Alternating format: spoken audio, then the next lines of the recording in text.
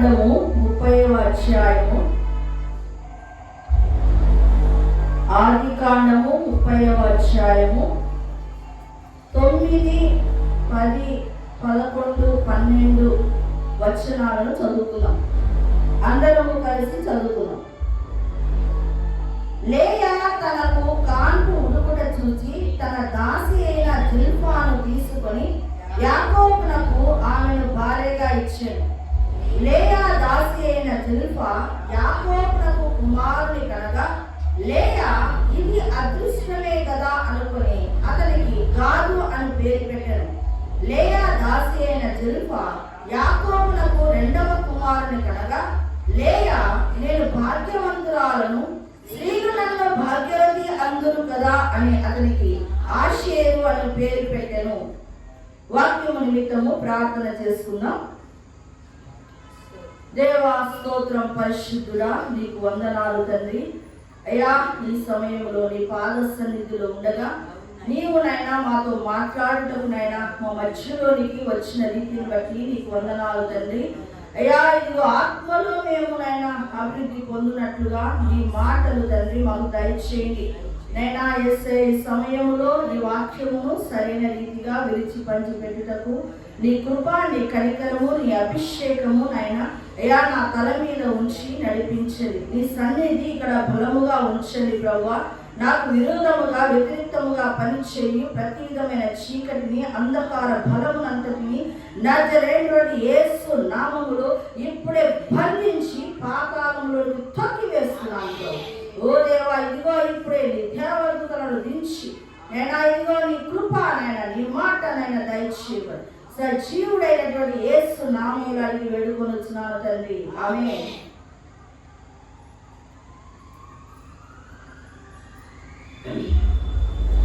దేవుని మందిరంలో ఈరోజు దేవుని సన్నిధిలో మనమందరం ఉన్నాం. దేవుని మాటలు మనకు అనుదినము వినిపిస్తూ ఉంటాడు. అయితే ఆ మాటలను మనము మన జీవితాలకు ఎప్పుడైతే అప్లై చేసుకుంటామో మన జీవితాలు రమ్యముగా మారుతాయి. మనం అప్లై చేసుకోకుండా వాటిని విని వదిలేస్తే మన జీవితము ఎప్పుడు కూడా ఎలాగూ ఉంటుందో మనం ఈ దినం తెలుసుకోవాలి అనుకుంటే గన ఈ రోజు చదవబడినటువంటి లేఖన భాగం ద్వారా మనకు తెలుస్తుంది. కానీ ప్రతిసారి కూడా అబ్రహాము జీవితంలో, ఇస్సాకు జీవితంలో, యాకోబు జీవితంలో భార్యలకు తోడుగా దాసీలు ఉండడము సహజం. అలాగనే ఇక్కడ యాకోబుకు ఇద్దరు భార్యలు కదా. ఫస్ట్ లేయా, రాహేలు. లేయా ఏం చేసిందంటే తన దాసి అయిన జిల్పాను యాకోబుకి ఇచ్చింది. రాహేలు తన దాసి అయినటువంటి బిల్హాను యాకోబునకు ఇచ్చింది. అంటే మొత్తం మీద 4 భార్యలుగా ఉన్నారు. కానీ లేయా మొదట యాకోబునకు ఇష్టం లేని భార్య. ఎందుకంటే యాకోబును మోసము చేసి లాబాను ఏం చేశాడు, తన పెద్ద కుమార్తె అయినటువంటి లేయాను ఇచ్చాడు. లేయా జబ్బు కలిగినటువంటిది కాబట్టి ఆమె అంటే ఇష్టం లేదు. యాకోబుకి ఎవరంటే ఇష్టము, రాహేలు అంటే ఇష్టం. ఆమె కోసమే కొలువు చేశాడు. 7 సంవత్సరాలు కొలువు చేశాడు. అయితే మోసము చేయబడిన తర్వాత కూడా మరలా 7 సంవత్సరాలు కొలువు చేశాడు. ఎవరి కోసము? రాహేలు కోసం. అయితే రాహేలు యాకోబు దగ్గర ఉంది కానీ ఒక సంతోషం లేని జీవితాన్ని జీవించిందని చెప్పాలి. భార్యగా ఆమె ఎప్పుడు ఏమైనా యాకోబు విసిగించాడేమో, నీవు నన్ను మీ నాన్న మోసం చేశాడు, నీ నాన్న మోసం చేశాడు, నీవు కూడా నన్ను నాకు తెలపాలి కదా, నీవు కూడా నన్ను మోసం చేశావని అనేటవచ్చు. ఎన్నో మాటలు, ఆ మాటల ద్వారా ఆమె గాయపరచబడి ఉండొచ్చు. కానీ యాక్చువల్గా లేయాకు దానిలో ఎటువంటి ప్రమేయం లేదు, కేవలం తండ్రి ప్రమేయమే. సరే, అలాగనే ఒక తిరస్కారముతోని లేయా 4 బిడ్డలను కన్నది. వాళ్ళు ఎవరు? రూబేను, షిమ్యోను, లేవి, యూదా. ఆ 4 బిడ్డలు ఎవరు? రూబేను, షిమ్యోను, లేవి, యూదా. ఆ 4 బిడ్డల తర్వాత ఆమె కాన్పు ఉడికిపోవడం ద్వారా ఆమె ఏం చేసిందంటే తన దాసి అయినటువంటి జిల్పాను యాకోబునకు భార్యగా ఇచ్చింది. అక్కడ భార్యగా ఇచ్చి చూడండి,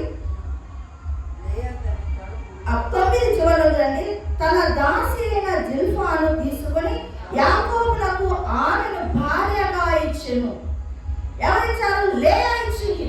నా కాపు ఉడికిపోయింది అని జిల్పా అంటే దాసిని భార్యగా ఇచ్చింది. సరే, ఇప్పుడు దాసి అయిన జిల్పా యాకోబునకు కుమారుని కనగా లేయా ఇది అదృష్టమే కదా అనుకొని అతనికి గాదు అని పేరు పెట్టెను.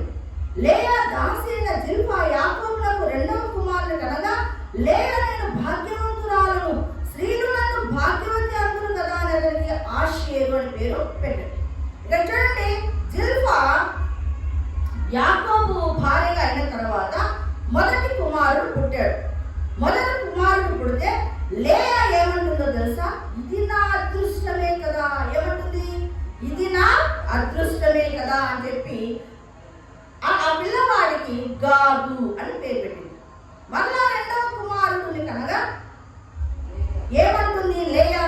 నేను భాగ్యవంతురాలనైతిని, నన్ను అందరూ భాగ్యవతి భాగ్యవతి భాగ్యవతి అని అంటారు. పాతకాలంలో పిల్లలే భాగ్యం అన్నమాట. అలాంటిది ఇప్పుడు లేయా అంటుంది, అమ్మో నాకు చాలా మంది పిల్లలు పుట్టారు, నేను ఇప్పుడు భాగ్యవతిని అని అంటుంది. ఇక్కడ యాక్చువల్గా ఎవరి పిల్లలండి? వాళ్ళు జిల్పా పిల్లలు కదా. అయితే లేయా ఏమంటుంది?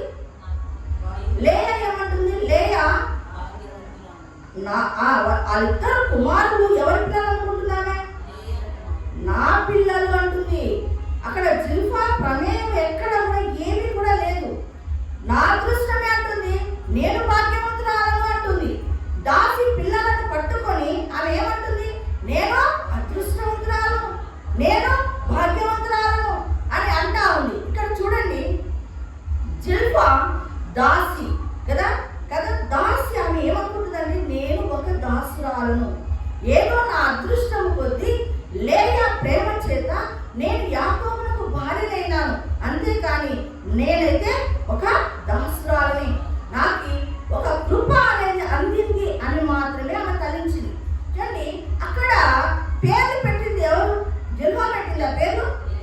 జిల్పా పెట్టిందా? జిల్పా పెట్టలేదు. జిల్పా అక్కడ ఏ విధమైన ప్రమేయం అనేది ఆమెకి లేదు. ఎవరి పేరు పెడుతున్నారు? లేయా పెడుతుంది. నా అదృష్టమే కదా అని గాదు పెడుతుంది, నేను భాగ్యవంతురాలి కదా అని ఆషేరు అని పేరు పెడుతుంది. ఇక్కడ చాలా మంచి పాయింట్ ఒకటి ఉంది. ఏంటంటే, నేను దాసురాలను కాబట్టి ఒక దాసిలాగానే నేను ఉండాలి. యాకోబుకు భార్య అయితే అయింది, కానీ నా స్థితి ఏంటి? లేయా ఏదో నా మీద కనికరము చూపి నా స్థితిని ఎక్కువ చేసింది. పెద్ద కుప్పల నుంచి నన్ను లేవనెత్తిందని జిల్పా అనుకుంది. అందుకే జిల్పా లేయాకి విలువ ఇచ్చింది. నా యజమానురాలు. లేయా ఏమనుకుంటుంది? నా యజమానురాలని లేయాను గురించిన అభిప్రాయం ఆమె హృదయంలో ఉంది. జిల్పా లోపల ఏమనుకుంటుందంటే, నేను ఒక దాసురాలు కాబట్టి ఆమె ఎలా ఉందంటే నమ్రతతోనే ఉంది. జిల్పా అంటే అర్థం ఏంటంటే ఆడజింక అని అర్థం. ఆడజింక. చూడండి, ఈమె అలాగూ తన యొక్క జీవితాన్ని గడుపుతూ వచ్చింది. ఎక్కడ కూడా అతిశయపడలేదు. నేను కూడా యాకోబు భార్యను అని ఆమె అనుకోలేదు. ఆమె యాకోబు భార్యగా ఉన్నా కూడా దేవుని కృప నా మీదకి వచ్చింది, నేను ఒక దాసురాలను, అయితే నా జీవితం అయితే దాసత్వమే అని అతిశయపడవలసిన పని లేదు అని అనుకుంది. అయితే ఇక్కడ మనకు ఇంతకు ముందు మనము దేవుని పాదసన్నిధిలో హాగరును గురించి తెలుసుకున్నాం. హాగరును గురించి అనేకమైన విషయాలు మనము మాట్లాడుకున్నాం. దేవుడు శారాకు అబ్రహాముకు వాగ్దానం చేశాడు. ఏమని? నేను నీకు ఒక కుమారుని ఇస్తాను చెప్పాడు. దేవుడేమో మాట ఇచ్చాడు. చెప్పి 25 సంవత్సరాలైంది, ఒక కుమారుడు పుట్టలేదు. ఎవరికైనా వస్తుంది కదా, మనమైనా ఆ స్థానంలో ఉంటే మనకు కూడా అది అనుమానం అనేది ఖచ్చితంగా వచ్చింది. ఆ రీతిగానే శారాకు కూడా అనుమానం వచ్చింది, నా వల్ల ఏమన్నా కలగరేమో, కాబట్టి నా దాసినైనటువంటి హాగరును అబ్రహాముకి ఇద్దామని చెప్పి అబ్రహాము ఒప్పించి హాగరునిచ్చి పెళ్లి చేసింది. హాగరు గర్భవతి అబ్రహాముతో పోగా ఆమె గర్భవతి అయింది. గర్భవతి కాగానే ఈమె ఎవరు? హాగరు దాసురాలు. హాగరెవరు? ఈమె దృష్టికి శారా యజమానురాలు నీచమైన దానిగా అయినట. హాగరు తన దాసితనం అంతా కూడా మరచిపోయి ఏమనుకుంటుంది?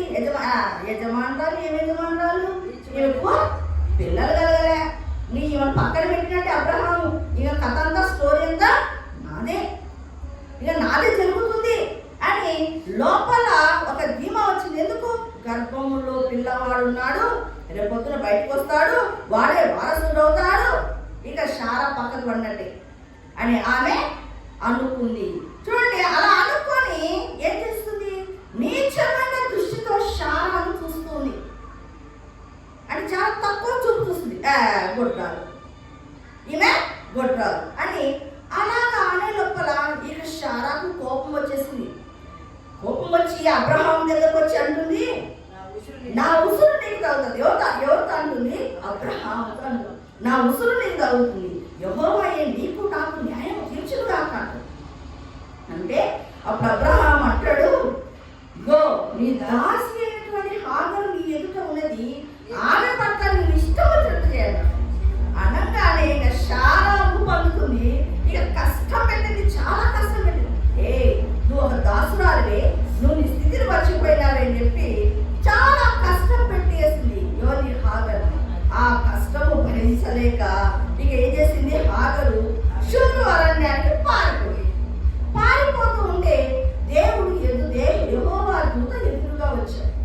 వచ్చి ఏమంటున్నాడు తెలుసా? యెహోవా దూత, శారా దాసివైన హాగరు ఏమంటాడు? శారా దాసివైన హాగరు ఎక్కడి నుంచి వస్తున్నావు, ఎక్కడికి పోతున్నావు అన్నాడు. అంటే యెహోవా దూత ఏం చేస్తున్నాడంటే గుర్తు చేస్తున్నాడు, నువ్వు దాసురాలు అమ్మా, నీవు దాసురాలివి, శారాయి దాసివైన హాగరు అంటున్నాడు. పిలవడమే ఎలా పిలుస్తున్నాడు? ఆమెకు గుర్తు చేస్తున్నాడు, తల్లి నువ్వు యజమానురాలు కాదు, నువ్వు దాసురాలవి అని గుర్తు చేశాడు. చేయగానే వెంటనే అప్పుడు గుర్తొచ్చింది ఆమెకు. వెంటనే ఆమె కూడా ఏమంటుందో తెలుసా? నా యజమానురాలైనటువంటి శారా దగ్గర నుంచి నేను పారిపోతున్నాను అంటే వెంటనే యెహోవా దూత ఏమన్నాడో తెలుసా? నువ్వు ఈ యజమానురాల దగ్గరికి తిరిగి వెళ్ళి ఆమె చేతి కింద అణిగి మణిగి ఉండు. ఎలా ఉండాలంట? అణిగి మణిగి ఉండాలి. దాసులు అంటే బానిసలు లెక్క వాళ్ళు అణిగి మణిగి ఉండాలి. వాళ్ళు కొన్నట్టు లెక్క వాళ్ళు. కాబట్టి వాళ్ళ కింద యజమానుల కింద వాళ్ళు అణిగి మణిగి నేర్చుకోవాలి. కానీ ఈమె ఇంత కొంచెం గర్భం వచ్చే లోపలే ఆమెకున్న దాసత్వాన్ని లెక్క చేయకుండా యజమానురాల్ని ఎలాగ నీచమైన చూపుతో చూసింది. అయితే దేవుడు ఏమన్నాడంటే, నీవు యజమానురాల దగ్గరికి వెళ్ళి అణిగి మణిగి ఉండు అని చెప్పాడు. ఇక్కడ అబ్రహాము కాలంలో ఏమన్నాడంటే గలతీ 4:30 దాసిని దాని కుమారుని వెళ్ళగొట్టుము, స్వతంత్రురాలు కుమారుతో దాసి కుమారుడు ఎప్పుడు కూడా వారసుడు కాడు అని చెప్తున్నాడు. గలతీలకు రాసిన పత్రిక 4:30 మనము చదువుతాం. అక్కడ ఏమందంటే, దాసిని దాని కుమారుని వెళ్ళగొట్టుము, దాసి కుమారుడు స్వతంత్రురాలి కుమారునితో పాటు వారసుడై ఉండడు అని నిక్కచ్చిగా చెప్పబడింది అన్నమాట అక్కడ. అందుకే అక్కడ అబ్రహాముతో దేవుడు అన్నాడు, శారా మాటకి ఈ విషయంలో అని విని దాసిని దాని కుమారుని ఏం చేశారు? వెళ్ళగొట్టడం జరిగింది. ఇక్కడ ఇద్దరు దాసురాలను మనం చూస్తున్నాం. లేయా దాసిని జిల్పాను చూస్తున్నాము, శారా దాసిని హాగరును చూస్తున్నాం. ఇద్దరు దాసురాలే కదా. అయితే జిల్పా ఏం చేస్తుందంటే నమ్రతతో వినయముతో తన యజమానురాలు ప్రేమను చూరకొని ఆమె ఎంతో తగ్గిపోయి తన యజమానురాలు దగ్గర ఉంది. అసలు అసలు యజమానురాలు లేయాకు జిల్ఫా అంటే ఎంత ఇష్టము లేకపోతే ఆమె ఎంతో ప్రేమించింది, ఆమె హక్కున చేర్చుకుంది, ఆమె పిల్లలు నా పిల్లలు అనుకుంది. ఆమె అంటే ఎంత వినయ విధేయతలు కలిగి ఉండిందో. ఎవరు? జిల్ఫా ఎంతో వినయ విధేయతలు కలిగి తను అసలు యజమానురాలు దయను పొందుకుంది, యజమానురాలు యొక్క ఆమె ప్రేమను ఆమె పొందుకుంది. హాగరు ఏంటి ఇక్కడ కంపేర్ చేస్తే, హాగరు ఎలా ఉంది? కొంచెము తన జీవితంలో కొంచెం మేలు జరగగానే గర్వించింది, అతిశయపడింది. ఎవరి మీద అతిశయపడుతుంది? యజమానురాలు మీదనే అతిశయపడుతుంది. ఈరోజు దేవుడు మనకు ఏం మాట్లాడుతున్నాడో తెలుసా? నువ్వు ఎంత ఉన్నత స్థితిలోకి వెళ్ళు, యజమానుడే, దాసుడు దాసుడే, పాస్టరే, విశ్వాసే. అందుకే యెహోవా దూత ఏమంటున్నాడు? ఉద్యోగస్తులలో అధికారే, కింద ఉన్నటువంటి ఉద్యోగస్తులే, వారి మీద పెత్తనము చెలాయించడానికి వెళ్ళకూడదు. అందుకే దేవుడు ఏమంటున్నాడు? హాగరుతో మాట్లాడుతున్నట్టుగా, నువ్వు పోయి ఆ షారా కింద, ఆమె చేతి కింద అణిగి ఉండు అంటున్నాడు. కాబట్టి దేవుని పాదసన్నిధిలో ఒక అధికారి కింద నువ్వు పని చేస్తుంటే ఆ అధికారికి లోబడి మనము అతని చేతి కింద మనం అణిగి ఉండాలి. ఒక సేవకుడి చేతిలో నీవు ఉంటే, సంఘంలో ఒక సభ్యురాలుగా ఉంటే ఆ సేవకుడి మాటకు లోబడి అణిగి మనము ఉండాలి. అలాగా ప్రతి విషయంలో కూడా పైన ఉన్నటువంటి యజమానులకు, పైన నీకంటే పై వారికి మనం ఎలా ఉండాలి? అణిగి ఉండాలి. అది దేవుడు చెప్పినటువంటి మాట. అక్కడ ఎంత చక్కగా చెప్పండి. షారా చేతి కింద అంట, ఏమంటే తన యజమానురాలు చేతి కింద నువ్వు అణిగి ఉండి నువ్వు నేర్చుకోవాలి. అది ఇక్కడ అబ్రహాము కాలంలో దేవుడు హాగరు కుమారుని అంటే దాసి కుమారుని వెళ్ళగొట్టుమన్నాడు. అబ్రహాము కాలంలో దాసిని, దాని కుమారుని వెళ్ళగొట్టుము అన్నాడు. అంటే నీవు దాసత్వములో ఉండకూడదు. ఎలా ఉండకూడదు? దాసత్వములో మనము ఉండకూడదు. దాసత్వంలో ఎవరు ఉంటారంటే రక్షణ పొందిన ఇంకోటి. అక్కడ అబ్రహాము కుమారుడు ఎవరు? ఇస్సాకు, వాగ్దాన పుత్రుడు కదా. అయితే వాగ్దాన పుత్రుడు ఆ పిల్లవాడు పుట్టినప్పుడు బాలుడుగా ఉన్నప్పుడు కూడా వాడు ఎవరైనా దాసుడే. ఇస్సాకు కూడా ఎవరు? చిన్నగా ఉన్నప్పుడు, బాలుడుగా ఉన్నప్పుడు అతను దాసుడే. దాసుడు బాలుడుగా ఉన్నప్పుడు వాళ్ళు దాసులతోనే లెక్క. వాళ్ళు ఎవరి దగ్గర ఉండాలంటే సంరక్షకుల దగ్గర ఉండాలి, గృహ నిర్వాహకుల దగ్గర ఉండాలి, వాళ్ళ ఆధీనంలో ఉండాలి. అక్కడ గలతీలకు రాసిన పత్రిక 4వ అధ్యాయం 1వ వచనాన్ని చదువుతున్నాడండి. మరియు నేను చెప్పున్నది ఏమనగా, వారసుడు అన్నిటికీ కర్త అయినను బాలుడై ఉన్నంత కాలము అతనికి దాసునికి ఏ భేదము లేదు. తండ్రి చేత నిర్ణయింపబడిన దినము వచ్చే వరకు అతడు సంరక్షకుల యొక్కయు గృహ నిర్వాహకుల యొక్కయు ఆధీనములో ఉండును. అటువలే మనము బాలమై ఉన్నప్పుడు లోక సంబంధ మూల పాఠములకు లోబడి దాసులమై ఉంటిమి. నీవు రక్షింపబడిన తర్వాత ఆత్మీయంగా బాలుడుగా ఉన్నావు అంటే, నీ ఆత్మీయ జీవితంలో ఎదుగు పొదుగు లేకుండా ఉన్నావు అంటే నీవు ఆత్మీయంగా ఎవరికి అంటే దాసురాలుగా ఉన్నట్లే లెక్క. అబ్రహాము కుమారుడు బాలుడుగా ఉన్నాడు అంటే ఇస్సాకు, అతను కూడా ఎవరి ఆధీనంలో ఉండాలా? సంరక్షకుల ఆధీనంలో ఉండాలి, గృహ నిర్వాహకుల ఆధీనంలో ఉండాలి. అలాంటి వాళ్ళు పాల వంటి వాక్యాన్ని అంటే పసిపిల్లల వంటి వారు. వాళ్ళు ఎలాంటి వాళ్ళు? పసిపిల్లల వంటి వారు. అంటే దాసులు అంటే వాళ్ళు ఎలాంటి వారు అంటే పసిపిల్లల వంటి వారు. పాపము చేయువాడు పాపమునకు దాసుడు.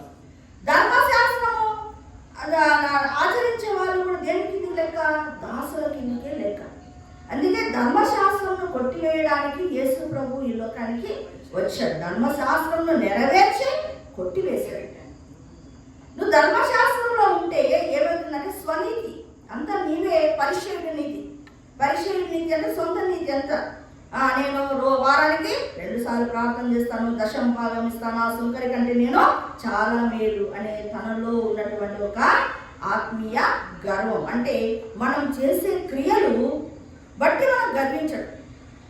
స్వనీతి కార్యాలు, కొంతమంది భక్తి ఏమి ఉండదు కానీ చాలా వీళ్ళకు దాన ధర్మాలు చేయడం, అనాథ శరణాలయాల్లో ఫుడ్ పెట్టడం, చాలా మంచి కార్యక్రమాలు చేస్తారు. అది చేసినందుకు ఇంపార్టెంట్ కాదు దేవుడికి, నీ ఆత్మ ఇంపార్టెంట్. నీవు ఎన్ని కార్యక్రమాలు చేసినా ఎప్పుడు అవి ప్రయోజనకరమవుతాయంటే నీ ఆత్మ ఎదుగుతూ ఉంటే, నీ ఆత్మ ఎదుగుతూ ఉంటే. ఇక్కడ ఏమని చెప్తున్నాడు? నువ్వు బాలువై ఉన్నంత కాలము నువ్వు ఎవరంటే లెక్క, దాసుల కిందనే లెక్క. కాబట్టి నువ్వు సంరక్షణ గృహ నిర్వాహకుల యొక్క ఆధీనంలో ఉన్నారు. ఎవరు వాళ్ళు? సేవకులు. ఎవరు వాళ్ళు? నేను పోషించి సంరక్షించే వాళ్ళు ఎవరు? సేవకుల ఆధీనంలోనే ఉండాలి. మూల పాఠాలను నువ్వు నేర్చుకుంటూ ఇంకా అక్కడే ఉంటున్నావు అంటే అర్థం నువ్వు ఖచ్చితంగా ఇంకా సేవకుల ఆధీనంలో ఉండాలి. కానీ ఇప్పుడు జరుగుతున్న తంతు ఏంటంటే, నీకు కొంచెము భక్తి తెలియగానే నీవు కూడా మైక్ పట్టుకొని చాలా విషయాలు పాట పాడడానికి, వాక్యం చెప్పడానికి, నా తలంపులు ఇవేని చెప్పడానికి బయలుదేరుతున్నావు. ప్రతి ఒక్కరు కూడా నా తలంపులు అని మొదలు పెడుతున్నారు.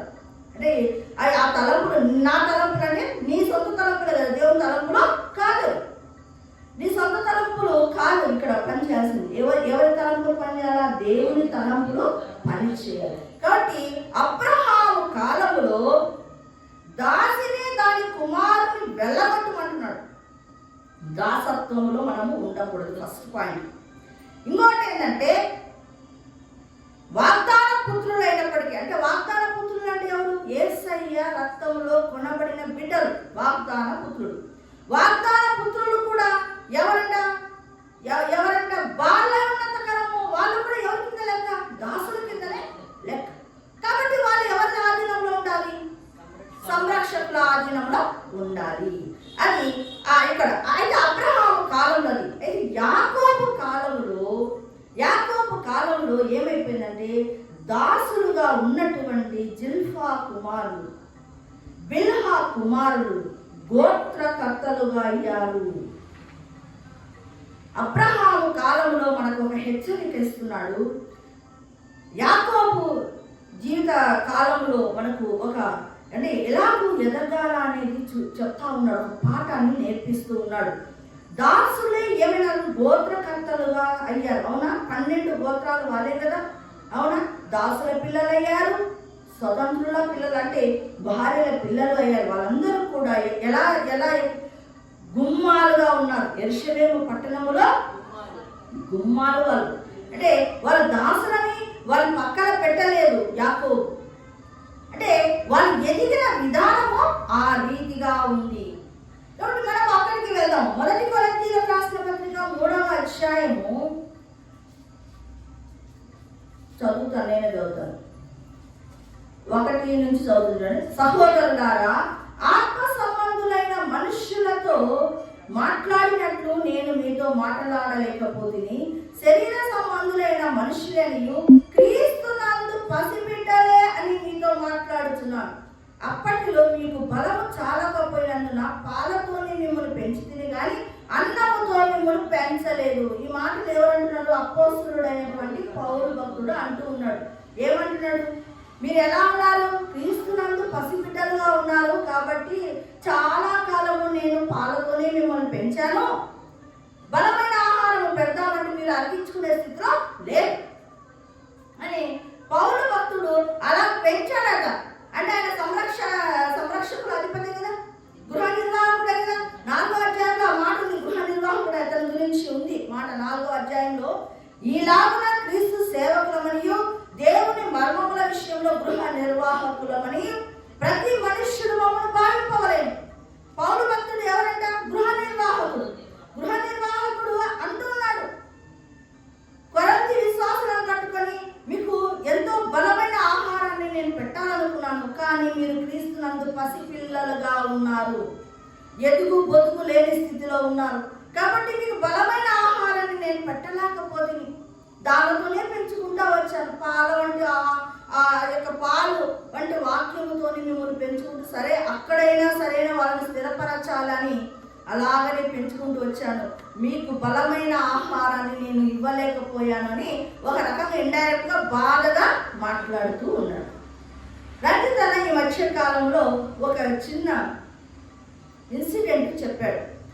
ఏంటంటే ఒక రోజు ఒక పాస్టర్ గారు రంజిత్ అన్న దగ్గరికి వచ్చారట. వచ్చి, అయ్యా మా ఇంటికి మీరు రావాలి, మా ఇంటికి వచ్చి మా కూతురికి ప్రార్థన చేయాలి అని అంటే, సరే బాబు ఖచ్చితంగా నేను వస్తాను, ఏ రోజో చెప్పు ఆ రోజు ఖచ్చితంగా వస్తాను. సరే రంజిత్ అన్నకు ఒక డేట్ ఇచ్చాడు. ఆ డేట్న రంజిత్ అన్న వచ్చాడు. అయితే ఇప్పుడు ఆ సేవకుడు అంటున్నాను కదా, సేవకుడు కూతురు కోసం ప్రార్థన చేయించుకోవాలనుకుంటాడు. ఆ సేవకుడు గొప్ప సేవకుడు. ఆ సేవకుడు ఎన్నో చోట్ల ఎంతో విపరీతముగా వాడబడుతూ ఉన్నాడు. ఆయన ద్వారా అనేకమైన ఆత్మలు పట్టబడుతున్నాయి. అనేకమైనటువంటి పడిపోయినటువంటి జీవితాలను ఆయన లేపాడు. ఎంతో ఘనంగా వాడబడుతున్నటువంటి ఆ సేవకుడు ఇంటికి వెళ్ళాడు రంజిత్ అన్న. అక్కడికి వెళ్ళి ఒక దృశ్యాన్ని చూశాడు. చూసి ఆశ్చర్యచకితుడయ్యాడట. అయ్యా నా కూతురు కోసము ప్రార్థన చేయండి అన్నాడట. వాళ్ళ కూతురు ఎక్కడుందో తెలుసా? బెడ్ మీద ఉంది.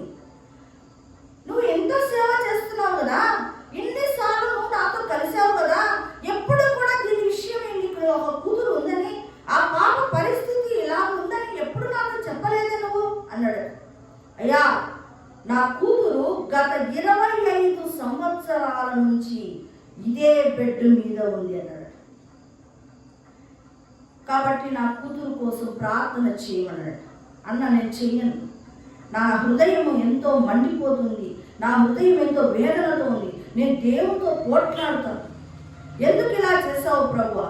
సేవకుడు నీ కోసం ఇంత బలంగా వాడబడుతున్నాడే, ఇన్ని ఆత్మలను రక్షించాడే, ఎంతో మంది కుంగిపోయిన వాళ్ళని లేపాడే, ఆయన జీవితంలో ఇలాగ చేయడం ఎంతవరకు న్యాయం అని దేవునితో నేను పోరాడుతాను, నేను ఇప్పుడైతే ప్రార్థన చేయనన్నాడు. చేసి ఇంటికి వెళ్ళాడు. ఇంటికి వెళ్ళి ప్రార్థన చేశాడంట. ఎందుకు చేసావు ప్రభువా? నువ్వు ఎందుకు ఇలాగ చేసావు? ఆ సేవకుడికి ఎందుకు ఇంత అన్యాయం జరిగింది అని అంటే, నాయన అప్పుడు దేవుడు మాట్లాడుతూ ఉన్నాడట. ఏమంటున్నాడో తెలుసా? నాయన నువ్వు ఒక్క ఆత్మను నువ్వు అలాగ చూసి 25 సంవత్సరాలు ఇలా ఉందని నన్ను ఎన్నో మాటలు అంటున్నావు కదా, నీకెంతో బాధ వేసింది కదా.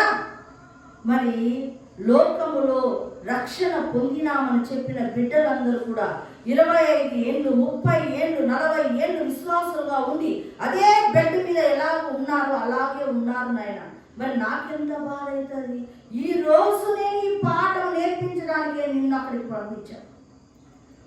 రంజిత్ అన్నకు ఒక పాఠం నేర్పించాలని అక్కడికి తీసుకొని వెళ్ళాడు. ఆ రోజు అనుకున్నాడట, అయ్యో నేను ఒక్క ఆత్మ సరిగా లేదని ఎంత విలవిలవలాడాను. మరి నా దేవుడు ఎన్ని ఆత్మలు, కోటాను కోట్ల ఆత్మలు ఈ 25 సంవత్సరాలు 10 సంవత్సరాల నుంచి ఎదుగు బతుకు లేకుండా బెడ్ మీద అలాగే పడి ఉంటే యేసయ్య ఎంత బాధపడ్డాడు. అలా బాధపడ్డాడు. అప్పుడు రంజిత్ అన్నకు దేవుడు ఒక మంచి పాఠాన్ని నేర్పించాడు.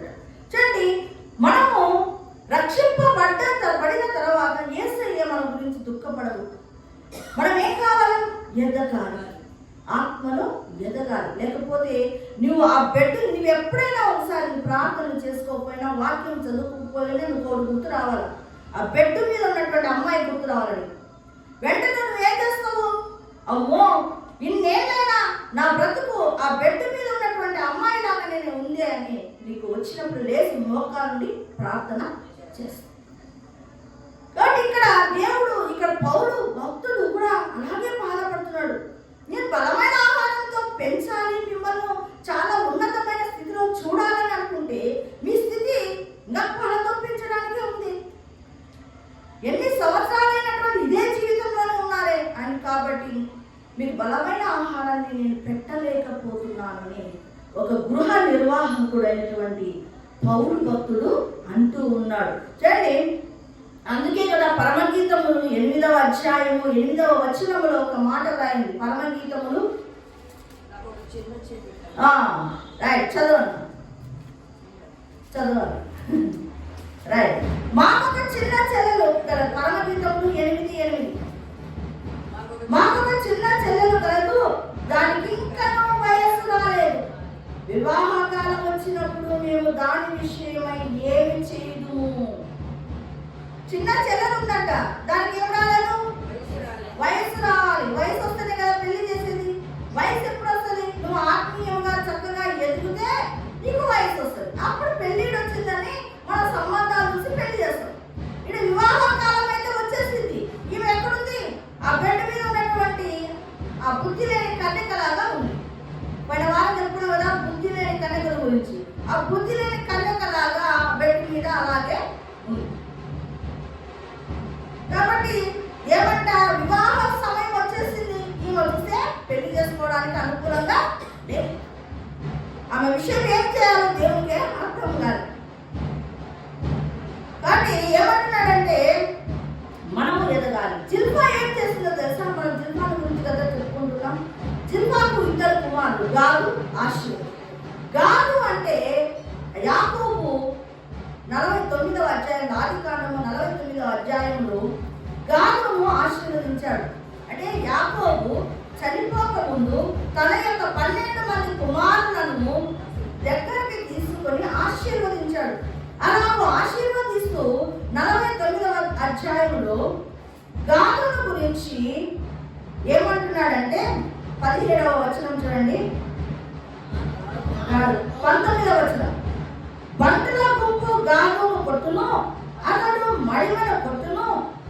ఆశీర్వాద శ్రేష్టమైన ఆహారం కలదు, రాజులకు తగిన మధుర పదార్థములను అతడిచ్చును. వాళ్ళిద్దరిని గురించి చెప్పబడింది. ఏంటంటే గాదుకు యాకోబు ఆస్తిని పంచిపెట్టేటప్పుడు ఎక్కడ ఇచ్చాడంటే యోర్దాను తూర్పు దిక్కున ఇచ్చాడు. ఆ ప్రాంతం ఎటువంటిది అంటే శత్రువులు దాడి చేసేటటువంటి ప్రాంతం. అక్కడ ఏ విధమైన సేఫ్ అనేది లేదు. అటువంటి ప్లేస్ యాకోబు గాదుకు ఇచ్చాడు. అయితే గాదు ఏం చేస్తున్నాడు? గాదు మీదకి శత్రువులు బంటుల గుంపు గాదును కొట్టును. అంటే బంటుల గుంపు అంటే శత్రువులు గాదు మీదకి వస్తున్నారు. కానీ గాదు ఏం చేస్తున్నాడంట? అతడు మడిమన కొట్టును. అంటే అతనికి ఏమొస్తుంది? జయం వస్తా ఉంది. గాదు జీవితంలో జయ జీవితము ఉంది. అలాగే ఆషేరు ఎంత ఏముందంట? శ్రేష్టమైన ఆహారం కలదు, రాజులకు తగిన మధుర పదార్థాలు అందించును అని ఉంది. అంటే అతడు కూడా ఆషేరు ఆశీర్వదించబడిన వాడుగా ఉన్నాడు. జిల్పా యొక్క 2 కుమారులు, అంటే ఆమె ఎలా పెంచిందో చూడండి. వినయము విధేయతతో తమ పిల్లలిద్దరిని కూడా పెంచింది. గాదు, ఆషేరు వాళ్ళు అలాగనే పెరిగి ఆశీర్వాదాలను పొందుకున్నారు. వాళ్ళు ఇంకా అలాగే యాకోబు ఈ రీతిగా ఆశీర్వదించాడు. మోషే భక్తుడు గోత్ర కర్తలనే ఆశీర్వదించాడు. ఎక్కడ? ద్వితీయోపదేశ కాండము చివరి అధ్యాయంలో చూద్దాం.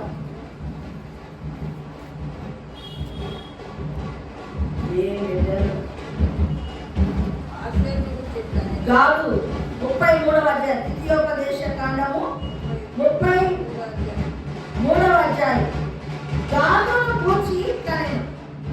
గాదును విశాలపరచువాడు స్తుతింపబడును, అతడు ఆడ సింహము వలె పొంచియుండును, బాహువును నడినెత్తిని చీల్చివేయును. అతడు తన కొరకు మొదటి భాగము చూచుకొనెను, అక్కడ నాయకుని భాగము కాపాడబడెను. అతడు జనులలోని ముఖ్యులతో కూడా వచ్చెను, యెహోవా తీర్చిన న్యాయమును జరిపెను, ఇశ్రాయేలీయుల యొద్ద యెహోవా విధులను ఆచరించెను. ఏ విధులు ఆచరించాడంట? యెహోవా విధులను ఆచరించాడట. చూడండి, మొదటి భాగము చూసుకొని అతడు ఎలా ఉన్నాడు? ఆడ సింహము వలె ఉన్నాడు. మనల్ని సింహాలుగానే అంటాడు. ఆడ సింహం వలె అంటే అతని దగ్గర ఏముంది?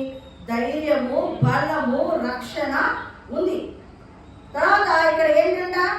మొదటి భాగము చూసుకొని అంటే తనకి ఇచ్చినటువంటి ఆస్తి విషయంలో అతడు ఆస్తిని అంతా చాలా చక్కగా సంరక్షణ చేసుకుంటున్నాడు. అక్కడ నాయకుని భాగము కాపాడబడేదంటే తన నాయకుని భాగమును కూడా కాపాడుతూ ఉన్నాడు. ముఖ్యులతో కూడా కూర్చునే స్థితిలో ఆయన ఉన్నాడు. న్యాయము జరిపే స్థితిలో ఆయన ఉన్నాడు. యెహోవా తీర్చిన న్యాయము జరిపెను. అంటే న్యాయము తీర్చే వాళ్ళ కాడ అతడు ఉన్నాడు. యెహోవా విధులను ఆచరిస్తూ ఉన్నాడు. అతని జీవితంలో ఎవరికి ఆశీర్వాదం ఇస్తున్నారు తెలుసా? మోషే భక్తుడు. అంతకుముందు ఇచ్చింది ఎవరు? యాకోబు ఇచ్చాడు. యాకోబు ఏమంటున్నాడు? శత్రువులు అయితే మునంగా అతని మీదకి వస్తున్నారు, కానీ శత్రువులను తరమగొడుతున్నాడు. అయితే అలా ఆశీర్ అయితే బాగా ఆశీర్వదించబడిన వాడు. ఆహార పదార్థాలు, శ్రేష్టమైన ఆహార పదార్థాలు అతనికి ఇచ్చింది. ఇక్కడ ఏంటంటే ఆశీర్ గురించి కూడా ఏముంది? ఆశీర్ తన సహోదరుల కంటే ఎక్కువగా ఆశీర్వదించబడును. అతడు తన సహోదరుల కంటే కటాక్షము నందును. తన పాదములను తైలముతో ముంచును. నీ కంపులు ఇనుపయో ఇత్తడియో ఉండును. నీవు బ్రతుకు దినములలో నీకు విశ్రాంతి కలుగు. మొత్తానికి ఆశీర్వదించబడిన వాడుగా ఉన్నాడు. గాదు ఆశీర్వదించబడిన వాడుగా ఉన్నాడు. అయితే మనము బైబిల్ గ్రంథంలో చూసినప్పుడు నేను ఇప్పటికి చెప్తున్నది ఏంటంటే, మొదటి నుంచి ఆత్మీయంగా చక్కగా ఎదగాలి.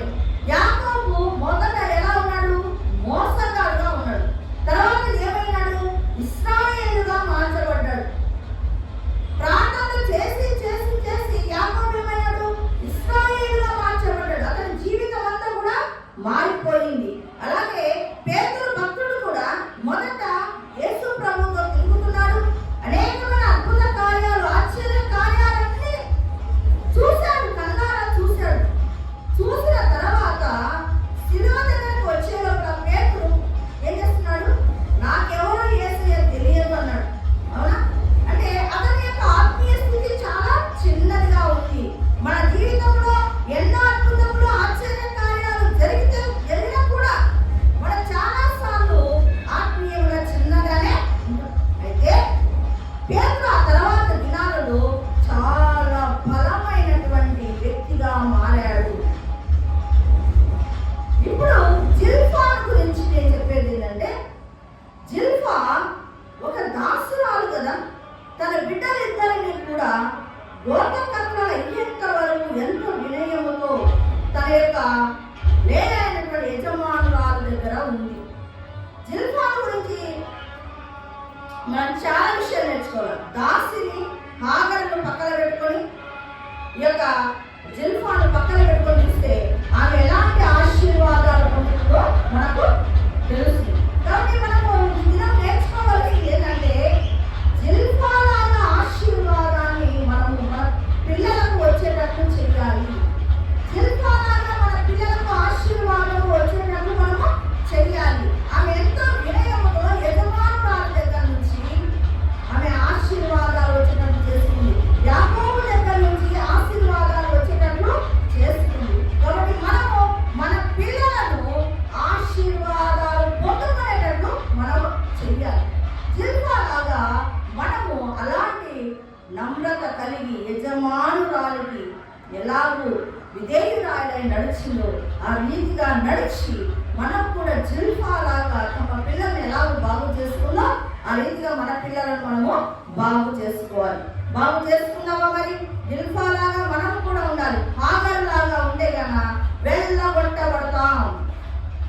కాబట్టి మనం వెళ్ళగొట్టబడే స్థితిలోకి వెళ్ళకుండా మనము గోటకర్తలుగా ఉన్నతమైనటువంటి వారసులుగా ఉండాలి. ఎవరిగా మారాలా? మనం దాసులుగా ఉందామా? దాసులు ఎవరంటే వాళ్ళు ఏంటండి? సొమ్మసిల్లులు, అలసిపోతారు. వాళ్ళు ఆత్మీయంగా సొమ్మసిల్లిపోతారు, అలసిపోతారు వాళ్ళు తొందరగా. అయితే వారసులు అలా కాదు. వారసులు దేనినైనా కాదుకునే శక్తి వాళ్ళకు ఉంటుంది. కాబట్టి మన వారసత్వపు హక్కును పొందుకోవాలి. వాగ్దాన పుత్రులుగా ఉండి ఇంకా బాధలో ఉండకూడదు. చాలా మంది ఉంటున్నటువంటి పరిస్థితి ఇదే. వాగ్దాన పుత్రులుగా రక్షింపబడి ఏం చేస్తున్నారంటే బలహీనులుగా ఉన్నారు. ఆ బెడ్ మీద ఉన్నటువంటి 25 సంవత్సరాల ఉన్నటువంటి అమ్మాయి లాగానే ఉన్నారు. కానీ దేవుడు ఏమంటున్నారు? వారసులకే సమస్తము అందించబడుతుంది. ఆస్తైనా వారసులకే వస్తుంది కదా. వాళ్ళకి ఎవరైనా ఆస్తిస్తారా? ఇవ్వరు. వారసులు అంటే ఒక ఏజ్ రావాలి, వయస్సు వచ్చిన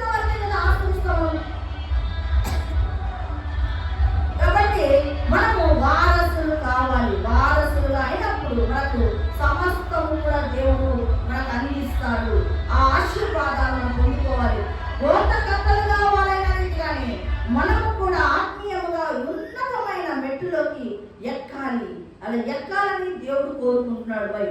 అలా మనం ఎక్కడానికి ట్రై చేద్దామా?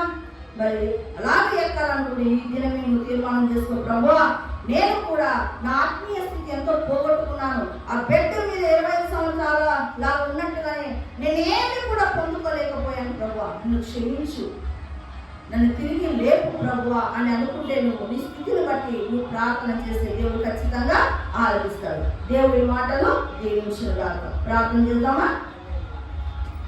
దేవా స్తోత్రం నాయన, పరిశుద్ధుడా నీకు వందనాలు తండ్రి. ఈ దినము తుఫాను గురించి నాయన శ్రేష్టమైన మాటలను మాకు అందించారు. ఈ మాటలు నాయన మా హృదయములో అంతరంగములో గుర్తించండి, ఫలింప చేయండి. జిల్ఫా ఎలాగో తన పిల్లలను పెంచిందో ఆ రీతిగా నాయన గాడు ఎలాగో ఆశీర్వదించబడ్డారు, ఆ రీతిగా మేము కూడా ఆశీర్వదించబడాలి. దాసులుగా కాకుండా వారసత్వంలోకి వెళ్ళాలి ప్రభువా. అయ్యా వారు ఎలాగో బోధకర్తలుగా అయ్యారు, అలాగో మాకు కూడా ఒక ఉన్నతమైన మెట్టులోనికి సింహాసనంలోనికి మేము కూడా ఎక్కుదాం నాయన. ఈ కృపను దయచేయండి. ఈ మాటలు నాయన ముద్రించమని హృదయంలో నాయన అయ్యా నింపమని యేసు నామములో వేడుకొనుచున్నాను తండ్రి. ఆమేన్.